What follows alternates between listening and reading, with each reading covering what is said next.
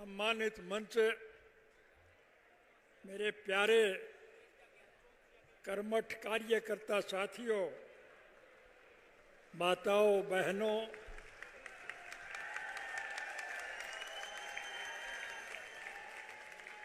आम उम्र बुजुर्गों, नौजवान साथियों और इस कृषि प्रधान देश के उज्जवल भविष्य अजीत प्यारे बच्चों, काफी लंबे समय के बाद मुझे आप लोगों के बीच में आने का अवसर मिला है। मैं तो गांव का आदमी हूं, खेत से जुड़ा हुआ हूं, हर एक के दुख सुख में, गमी खुशी में गांव-गांव में हांडना फिरना मेरी आदत रही है। लेकिन 2005 में जब हमारी सरकार चली गई थी, कांग्रेस पार्टी की सरकार ने एक साजिश और षड्यंत्र करके मुझे 10 साल के लिए जेल भिजवा दिया था। दोष मेरा यही था कि हमारी सरकार के वक्त में मैंने 30,206 पढ़े लिखे युवकों को नौकरी दिलाई थी। जिन बच्चों को नौकरी मिले उनकी तो तरक्की हो गई, लेकिन नौकरी दिलाने वाले को 10 साल की सजा हो गई। और फिर एक दुष्प्रचार फैलाया कि अब चौटाला तो जेल में मरेगा और इंडियन नेशनल लोकदल पार्टी समाप्त हो जाएगी। आप सभी बधाई के पात्र हैं कि मेरी गैर हाजिरी में आपने संगठन को पहले के मुकाबले में ज्यादा मजबूती प्रदान की थी।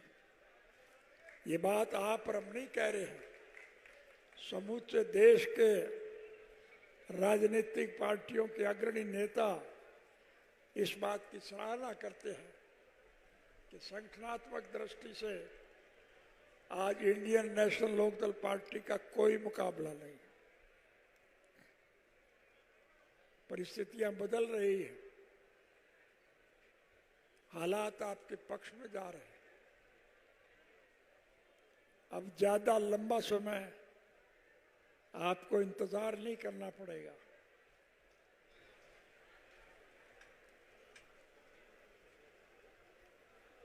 इस देश में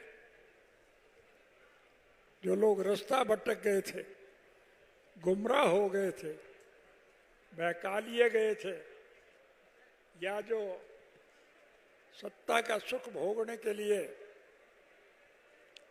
विभिन्न राजनीतिक पार्टियों को छोड़कर सत्ता पक्ष में चले गए थे, आज वो पछता रहे हैं। आज वो पुनः आपके साथ जुड़ना चाहते हैं। हमारा किसी से कोई द्वेष नहीं है, हमारा किसी से कोई विरोध नहीं है। मैं आप सबसे निवेदन करूंगा कि उन पिछड़े हुए लोगों को मना लें, पुचकार लें और उन्हें साथ मिला लें, ताकि हम चौधरी देवीलाल जी के सपनों को साकार कर सके। चौधरी देवीलाल जी जन्म से लेकर के आखिरी सांस तक इस देश के आम नागरिक की मूलभूत जरूरियात पूरी करने के लिए निरंतर संघर्ष में जूझते रहे। प्रजातांत्रिक प्रणाली में जनता के सहयोग और समर्थन से सरकारें बनती हैं और चुनी हुई सरकार की जिम्मेवारी होती है कि वो जनहित की भलाई के लिए लोगों का सहयोग और समर्थन करे। हरियाणा प्रदेश के मौजूदा मुख्यमंत्री ने मुख्यमंत्री का पदभार संभालने के बाद एक घोषणा की थी कि हरियाणा में जिस किसी भाई को किसी प्रकार की कोई तकलीफ हो तो चंडीगढ़ मेरी कोठी पर आए, मैं उसकी हर मुश्किल को हल करूंगा, उन्हें ज़्यादा से ज़्यादा सुविधा प्रदान करूंगा। मैंने ये बात नोट कर ली। मुझे एक दफा चंडीगढ़ जाने का अवसर मिला। और चंडीगढ़ में मैं अपने किसी मित्र से मिलने के लिए जा रहा था। जिस सड़क से मैं जा रहा था उसी सड़क पर मुख्यमंत्री निवास भी था।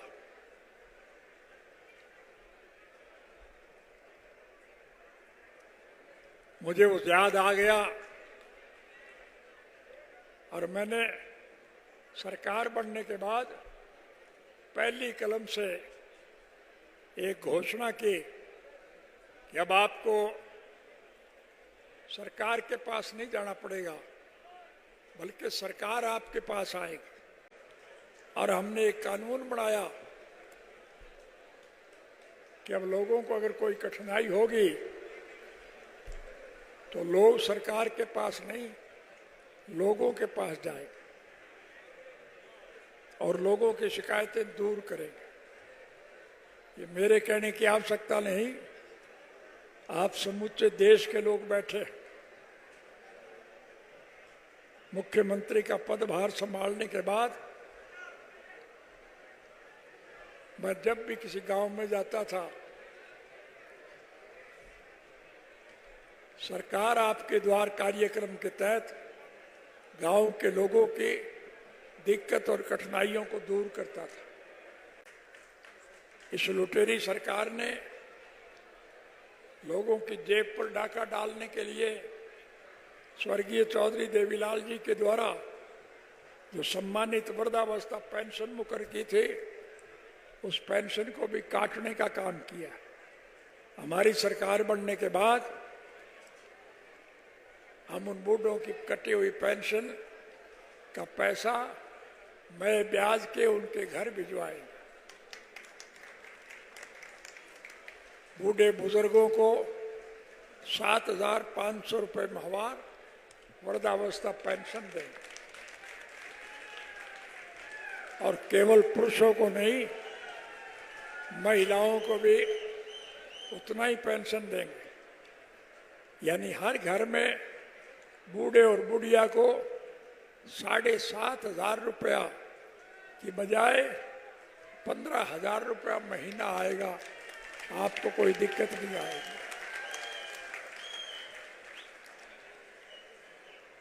आजकल महिलाओं को दिक्कत आती है खाना बनाने के लिए। रसोई घर में गैस के सिलेंडर रोज महंगे हो रहे।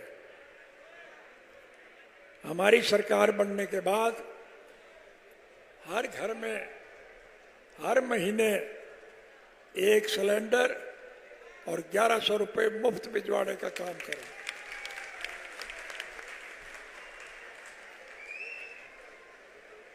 हम हर बच्चे को निःशुल्क शिक्षा देंगे।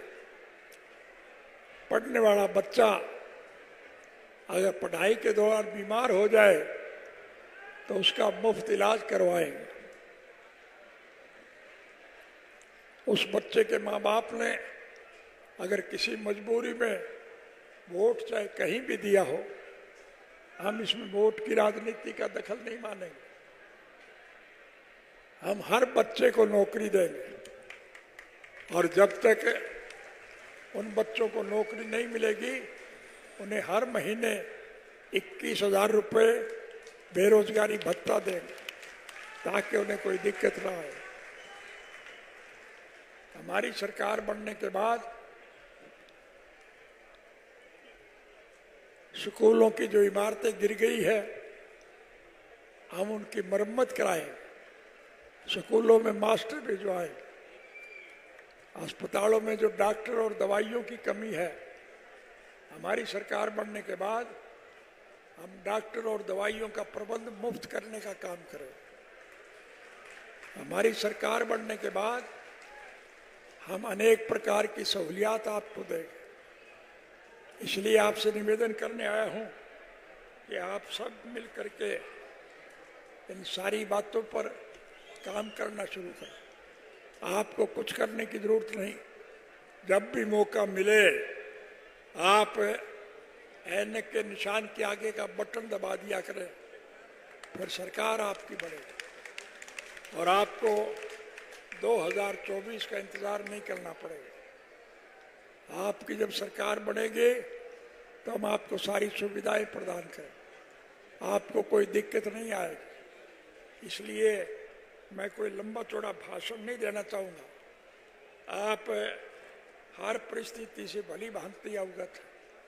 सीधी जाटी भाषा में एक ही बात कहना चाहूँगा, राज बना लो फिर थारे सारे खोटवे काट दो।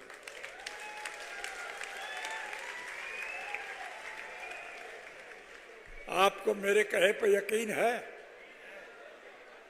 तो फिर मैं आपसे वायदा करता हूं कि आपको सारी सहूलियात हम मुहैया करेंगे। मैं सिर्फ आज तो आपसे मिलने आया हूं। मेरा कोई व्यक्तिगत स्वार्थ नहीं है, मेरा कोई राजनीतिक स्वार्थ नहीं है। हम तो स्वर्गीय चौधरी देवीलाल जी के स्वप्न साकार करने के पक्षधर हैं। इसलिए आपसे विनम्र निवेदन कर रहा हूं कि आप रैली तो क्या, मेरी सब कुछ आवाज़ पर न्यौछावर कर दें और करने को तैयार रहते हैं। पिछले 19-20 सालों से जो कठिन काम रहा है उसमें भी आपने भरपूर सहयोग व समर्थन दिया है, जिसका मैं बहुत शुक्रगुजार हूँ। अब आप जन समूह से हाथ जोड़कर विनती है कि ये जो अभय सिंह है इसको तुम्हें सौंपता हूँ, इसके हाथ मजबूत करो और कामयाब बनाओ। मेरा आशीर्वाद हमेशा इसके साथ और रहेगा। ये किसी भी प्रकार की गलती अगर करेगा तो मैं इसके कान खींच दूंगा। जब तक मेरी रगों में चौधरी देवीलाल जी के खून का आखिरी कतरा भी रहेगा, इस संघर्ष की लड़ाई में हमेशा आपके साथ रहूंगा। इसी के साथ आप सभी को राम राम, वालेकुम सलाम, सत श्री अकाल, जय हिंद और जय इनेलो कह के आपसे इजाज़त चाहता हूँ। आपसे निवेदन करूँगा कि आप लाखों की संख्या में आए। रास्ते खराब हैं, सड़कें टूटी हुई हैं, पानी से भरी पड़ी हैं, इसलिए आप आराम से जाएं, कोई दुर्घटना ना घट जाए। बस यही बात कहने आपके बीच में आया हूँ। आपने मेरा जो साथ दिया, मैं इसके लिए आपका आभार व्यक्त करता हूँ और आपको वायदा देता हूँ कि आपके हर दुख सुख में आपके साथ रहूँगा, आपको हर प्रकार की सहूलियत प्रदान करूँगा। पत्रकार और छायाकार साथियों से भी खास तौर से निवेदन करूँगा कि इन सारे हालात को अपनी कलम से छाप करके लोगों के पास भिजवाएं ताकि लोग इन परिस्थितियों का मुकाबला कर सकें। आप सबका बहुत बहुत धन्यवाद।